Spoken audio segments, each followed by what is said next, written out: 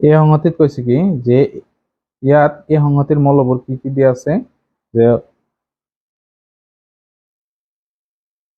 1 2 3 এনে dot dot 20 দিয়া আছে। বি সংহতিত 5x such that x belongs to n x less than equal 10 হলে তলত দিয়াবোৰ নির্ণয় করা। 1 নম্বর a মিলন b, 2 number a ছেদন b, 3 number a অন্তর b আর 4 নম্বর b অন্তর a। এইটা নির্ণয় কৰিব লাগে। গতি আমি এটা এটাকে কৰিম ইয়াতে। এই সংহতিৰ মৌলটো আমি লিখিছো ডাইৰেক্টলি, কিন্তু এইটো আমাৰ কি বিধি নিৰ্দিষ্ট পদ্ধতিত আছে। গতি এইটো আমি কি কৰিম আগতে মৌলকেইটা তালিকাভুক্ত কৰি লওঁ। গতি ইয়াত x ৰ মান হ'ব আমাৰ 10 সমান, 1 ৰ পৰা আৰম্ভ কৰি 10 লৈকে। গতিকে n2 হল স্বাভাৱিক সংখ্যা, গতিকে x2 হল স্বাভাৱিক সংখ্যা। x ৰ স্বাভাৱিক সংখ্যা হলে কোনবোৰ স্বাভাৱিক সংখ্যা 10 ৰ সমান, 1 ৰ পৰা আৰম্ভ কৰি 10 লৈকে। গতিকে 5x x আৰু 5 পূৰণ হৈ আছে, গতিকে x ৰ মান কেইটা কি হ'ব পূৰণ হ'ব। 1 ৰ পৰা পূৰণ কৰি যদি x ৰ মান 5 1 গুণে 5, 5 2 10, 10 তাৰপিছত 15 20 এনেকে আমি টোটাল 50 লৈকে পাম। কাৰণ 1ত 50 লগত 5 পূৰণ হলে কি হ'ব, সৰি 10 লগত 5 পূৰণ হলে 50 হ'ব। গতিকে এইকেইটা মৌল পাম। এতিয়া যদি আমি 1 নম্বৰ প্ৰশ্নটো লওঁ, ইয়াত দিছে a মিলন b। তো a মিলন b যদি কৰিব যাওঁ, a আৰু b ৰ মৌলকেইটা মিলাব লাগিব। গতিকে আটাইতকৈ সৰু সংখ্যা a আৰু b ৰ মাজত কি আছে 1 1 2 3 এনেকে ডট ডট 20 লৈকে কন্টিনিউ হ'ব। তাৰপিছত আমি লিখিম 25 30 এনেকে 50। এইটো হল 5 ৰ ডিফাৰেন্স আৰু এইটো সিৰিয়াল সংখ্যা হ'ব, এইটো সিৰিয়ালি হ'ব। গতিকে এইটো আছিলে 1 নম্বৰ। এতিয়া 2 নম্বৰটো লওঁ। 2 নম্বৰত দি আছে a ছেদন b। ছেদনত কি কৰা হয়, ছেদনৰ নিয়মটো হল যে মিলৰ কেইটা লোৱা। তো ইয়াত 1 নম্বৰ আৰু 2 নম্বৰত মিল কি আছে, 5 ৰ মিল আছে, এতিয়া 5 আহিব। তাৰপিছত 10 ৰ মিল আছে, 10 আহিব। তাৰপিছত 15 ৰ মিল আছে, 20 ৰ মিল আছে, বাকি কেইটা মিল নাই, গতিকে এইকেইটা হ'ব মৌল। এতিয়া 3 নম্বৰটোত হৈছে a অন্তৰ b। এতিয়া এই অন্তৰ ভিত কি হৈছে যে a এৰ মৌলকেইটা আৰু b এৰ মৌলকেইটাৰ মিলৰ কেইটা বাদ দি আৰু বাকি কেইটা b এর যেকেইটা আছে এনেই বাদ যাব। গতিকে মিলত কি আছে 5 10 15 20 এইকেইটা মিল হ'ব, এইকেইটা বাদ যাব। গতিকে বাকি থাকিব 1 2 3 4 6 5 বাদ 7 8 9 10 বাদ 11 12 13 14 15 বাদ 16 17 18 19 আৰু কি হ'ব 20 হ'ব। গতিকে এইকেইটা মৌল হ'ব টোটেল 16 22 নহয়, সরি 22 মিলত পৰে, গতিকে 22 নহ'ব 90 লৈকে হ'ব। তো এইকেইটা মৌল হ'ব। তাৰপিছত 4 নম্বৰ দি আছে b অন্তৰ a। তো b অন্তৰ a বিৰ পৰা আমি এৰ কেইটা মিলৰ কেইটা বাদ দি a টো বাদ দিম। গতিকে বিত মৌল আছে 5 10 15 20 50 লৈকে এনেকে। তো বিৰ পৰা আমি a টো বাদ দিম। তো বিৰ পৰা a বাদ দিলে 5 10 15 এইবিলাক বাদ যাব, বাকি ৰব 20 লৈকে বাদ যাব, বাকি ৰব 25 30 35 40 45 আৰু 50 এইকেইটা মৌল হ'ব। গতিকে এইখিনি আমাৰ 1 নম্বৰ প্ৰশ্নৰ সমাধান আছিলে। এতিয়া আমি 2 নম্বৰ প্ৰশ্নটো সমাধান কৰিম। 2 ৰ 1 নম্বৰত কৈছে যে তলত দিয়া সংহতিবোৰ মিলন কৰা। a আৰু b মিলন কৰিব লাগিব। গতিকে দুয়োটা সংজ্ঞাবদ্ধত আছে, আমি মিলন কৰিব লাগিব। ইয়াত x such that x equal y square y belongs to z minus 2 less than equal y less than equal 2। গতিকে ইয়াত y এর মানবোৰ হ'ব -2 ৰ পৰা -1 0 1 2 লৈকে এইকেইটা মান হ'ব। গতিকে ইয়াত আকৌ x সমান y স্কোয়ার দি আছে, গতিকে y এর মান গোটেইকেইটা আমাৰ স্কোয়াৰ হ'ব লাগিব। তো ইয়াত আমি স্কোয়াৰ কৰিলে আমাৰ হ'ব 4 1 0 1 4। গতিকে এই দুটা সংখ্যা আমি ডাবল পাই আছো, গতিকে এটা ল'ব লাগিব। গতিকে 0 ৰ পৰা 0 হ'ব এটা, 1 হ'ব এটা, 4 হ'ব এটা। গতিকে এইটা মৌল পাম। আৰু বিত আমি কেনেকৈ পাম যে y টো এটা অখণ্ড সংখ্যা কি অখণ্ড সংখ্যা -2 ৰ পৰা 2 লৈকে গতিকে -2 -1 0 1 2 গতিকে এতিয়া যদি মিলন কৰো a মিলন b ইকুৱেল টু তো ইয়াত আমাৰ -2 ৰ পৰা আৰম্ভ হ'ব -2 -1 0 1 2 আৰু কি হ'ব 4 হ'ব গতিকে ইয়াতে কি আছে গোটেইকেইটা মূল ইয়াতে পৰিব মিলনত গোটেইকেইটা মূল আহে a আৰু b তো এইটো 1 নম্বৰ গল এতিয়া আমি 2 নম্বৰটো কৰো 2 নম্বৰত দি আছে আমাৰ c সংহতিৰ মূলটো হল a b c and d এই চাৰিটা মূল দি আছে আৰু d সংহতিৰ মূলটো হল মূলকেইটা হল c e f g h গতিকে এইকেইটা যদি আমি মিলন কৰো c মিলন d ইকুৱেল টু কি হ'ব a b c d e f g h গতিকে এইকেইটা হ'ব মিলন এতিয়া 3 নম্বৰত আছে e equal x is to x এটা মৌলিক সংখ্যা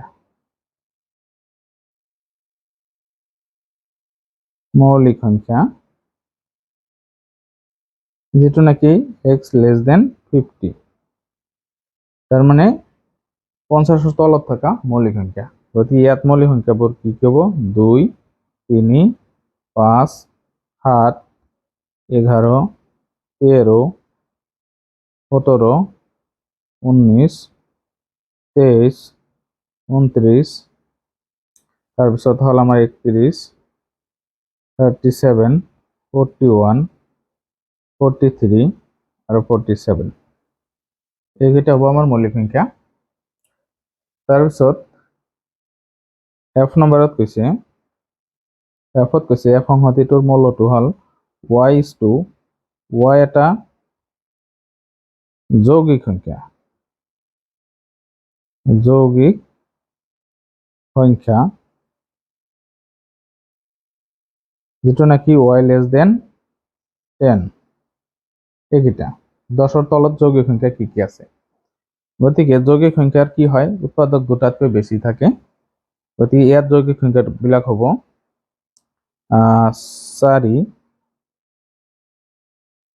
তাৰপিছত 4 6 8 9 9 লৈকে হ'ব এইকেইটা হ'ব আমাৰ যৌগিক সংখ্যা একটো যৌগিক নহয় কাৰণ একৰ বাহিৰে কোনো উৎপাদকেই নাই তেতিয়াহ'লে আমি যদি এই দুটাৰ মিলন কৰো u মিলন f ইকুৱেল টু তো এই দুটাৰ ভিতৰত আটাইতকৈ সৰু সংখ্যাটো হ'ব আমাৰ 2 2 3 তাৰপিছত 4 5 তাৰ পৰা আহিব 6 ইয়াৰ পৰা যাব 7 তাৰ পৰা তাৰপিছত 8 ইয়াত তাৰপিছত 9 আছে 9 10 to ইয়াত নাই গতিকে ইয়াত কি হ'ব 11 13 তাৰপিছত 17 19 তাৰপিছত 23 29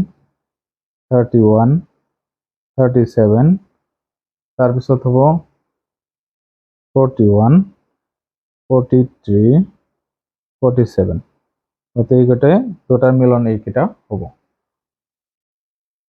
ইয়াত 4 নম্বৰ প্ৰশ্নত কৈছে যে জি ইকুৱেল জি সংহতি তোমালোকৰ শ্ৰেণীৰ ছাত্ৰ-ছাত্ৰীৰ সংহতি এতিয়া ক্লাছ 8ত কিমানজন ছাত্ৰ-ছাত্ৰী আছে সেইটো হিসাব কৰি তাৰপিছত তোমালোকৰ বিদ্যালয়ৰ ছাত্ৰ-ছাত্ৰীৰ সংহতি বিদ্যালয়ত কিমান ছাত্ৰ-ছাত্ৰী আছে সেইটো হিসাব কৰি এই দুটাৰ সংহতি উলিয়াব পৰা যাব গতিকে এইটো ছাত্ৰ-ছাত্ৰীসকলে নিজে কৰিব আৰু 5 নম্বৰত দিছে যে n সংহতিটোৰ হৈছে স্বাভাৱিক সংখ্যাৰ সংহতি আৰু w পূৰ্ণ সংখ্যাৰ সংহতি গতিকে এই দুটাৰ মিলন কৰিলে আমাৰ কি হ'ব যদি আমি 5 নম্বৰটো লওঁ n সংহতি স্বাভাৱিক সংখ্যাৰ সংহতি হলে তাত 1 ৰ পৰা আৰম্ভ কৰি সংখ্যাবোৰ আৰম্ভ হয় গতিকে ইয়াত শেষ নহব তাৰপিছত w এটা সংহতি যেটো নাকি পূৰ্ণ সংখ্যাৰ সংহতি বুলি কোৱা হয় এইটো 0 ৰ পৰা আৰম্ভ হয় পূৰ্ণসংখ্যাবোৰ সাধাৰণতে 0 ৰ পৰা আৰম্ভ হয় গতিকে এইটো শেষ নহ'ব গতিকে এই দুটাৰ যদি মিলন কৰা যায় a n মিলন w তেতিয়াহ'লে এইটো 0 ৰ পৰা আৰম্ভ হ'ব 0 1 2 3 ডট ডট নাইবাতো আমি এইটো সমান সমান w বুলিও লিখিব পাৰোঁ কাৰণ w 0 ৰ পৰা আৰম্ভ হয় পূৰ্ণসংখ্যাবোৰ গতিকে এইটো 5 নম্বৰ আছিলে আমি 6 নম্বৰটো এতিয়া কৰিম 6 নম্বৰত দিছে যে এটা সংহতি হলে 28 ৰ উৎপাদকবোৰৰ সংহতি গতিকে 28 ৰ উৎপাদক কি কি আছে সেইটা আমাৰ উলিয়াব লাগে তো 28 ৰ উৎপাদক হল যদি আমি 2 ৰে দিও 14 পাম আকৌ 2 ৰে দিও তেতিয়াহ'লে 7 পাম গতিকে এইকেইটা হ'ব তাৰ উৎপাদক গতিকে উৎপাদক হ'ব আমাৰ কি কি 2 তাৰপিছত 7 14 28 2 4 হ'ব 2 4 7 14 28 এইকেইটা হ'ব 28 ৰ উৎপাদক তাৰপিছত 56 ৰ মৌলিক উৎপাদক বুলি কৈছে এতিয়া 56 ক যদি আমি ভাঙো 2 28 2 14 2 ইয়াত আমি পাম 7 গতিকে ইয়াত মৌলিক সংখ্যা 2 আৰু 7 আছে গতিকে 2 7 এইটো হল মৌলিক উৎপাদক গতিকে এতিয়া আমি কি কৰিম ইয়াৰ মিলন কৰিম যে মিলন কে গতিকে ইয়াত মিলন কৰিলে হ'ব 2 4 7 14 আৰু 28 এইকেইটা হ'ব আমাৰ মিলন আৰু যেহেতু কি কৈছে এইকেইটা মৌল আমাৰ জেড আছে গতিকে আমি জেৰ এইটো হলনি আমি জেও লিখিব পাৰো গতিকে জেও হ'ব এইটো আছিল 6 নম্বৰ এতিয়া আমি 7 নম্বৰটো কৰিম 7 নম্বৰত আমাৰ দিয়া আছে যে এল সংহতি এটা দিয়া আছে এল দশমিক পদ্ধতিৰ সংখ্যা লিখিবলৈ ব্যৱহাৰ কৰা অংকবোৰৰ সংহতি অংক আমাৰ 10টা টোটেল 0 পৰা 9 লৈকে আৰু এম সংহতি দিয়া আছে x belongs to w আৰু x টো কি হয় 10 ৰ তলৰ সংখ্যাবোৰ হ'ব গতিকে ইয়াত আমি যদি লিখো l আমি মৌলবোৰ পাম অংকৰ মৌল 0 1 2 3 4 5 6 7 8 আৰু 9 এই 10টা অংক দি আমি সকলোবোৰ সংখ্যা লিখো তাৰপিছত m সংহতিত দিয়া আছে আমাৰ ইয়াতে কৈছে যে x belongs to w আৰু x less than 10 গতিকে ইয়াত x ৰ মানবোৰ আমি 1 ৰ পৰা নহয় 0 ৰ পৰা ল'ব লাগিব 0 1 2 3 4 5 6 7 8 9 10 ৰ তললৈকে ল'ব পাৰো গতিকে ইয়াত যদি আমি মিলন কৰো l মিলন m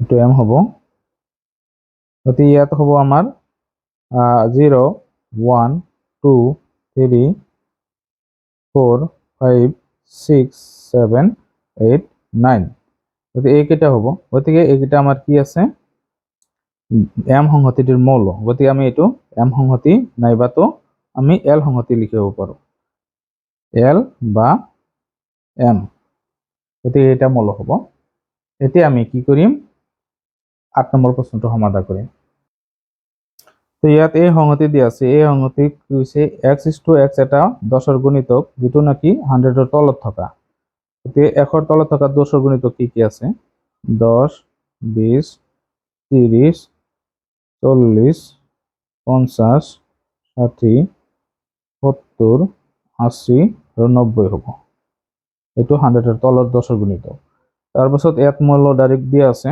গতিকে আমি a মিলন b যদি কৰো তেতিয়াহ'লে আমি 15 হ'ব ইয়াতে মিলন কৰিলে আমাৰ মাজত আহিব ইয়াতে 15 20 25 30 35 40 45 50 তাৰপিছত হ'ব আমাৰ 60 50 ৰ ভিতৰত ইয়াতে নাই গতিকে ইয়াত আছে 60 70 80 90 গতিকে এইকেইটা মৌল হ'ব। এতিয়া আমি 9 নম্বৰটো কৰিম। 9 নম্বৰত দি আছে পি সংহতি 2 4 6 আৰু কিউ আছে -1 0 1 2। গতিকে এই দুটা যদি মিলন কৰা যায়, ইয়াত মিলন কৰিলে হ'ব আমাৰ কি আটাইতকৈ সৰু সংখ্যাটো -1 0 1 2 4 6। গতিকে এইকেইটা হ'ব। তাৰপিছত 10 নম্বৰটো হ'ল 10 নম্বৰত দি আছে s = twice x is to x belongs to z আৰু -5 less than x less than 5। গতিকে ইয়াত মৌল কি হ'ব, x ৰ মান কেইটা হ'ব -4 ৰ পৰা -4 লৈকে। -4 -3 -2 -1 0 1 2 3 4 এইকেইটা হ'ব। গতিকে এইকেইটা আমি 2 ৰ লগত পূৰণ কৰিলে 2 4 গুণ 8 2 3 গুণ 6 2 2 গুণে 4 2 1 গুণে 2 0 2 1 গুণ 2 4 6 8। গতিকে এইকেইটা হ'ব মৌল। গতিকে ইয়াত মৌল হ'ব -8 -6 -4 -2 0 2 4 6 8। এইকেইটা মৌল পালো। এতিয়া এছৰ পিছত আছে আমাৰ কি টি সংহতি। টি সংহতি হ'ল 3x such that বা is to x belongs to z -5 less than x less than 5। গতিকে ইয়াতো x ৰ মান এইকেইটাই আছে, -5 ৰ ডাঙৰ আৰু 5তকৈ সৰু।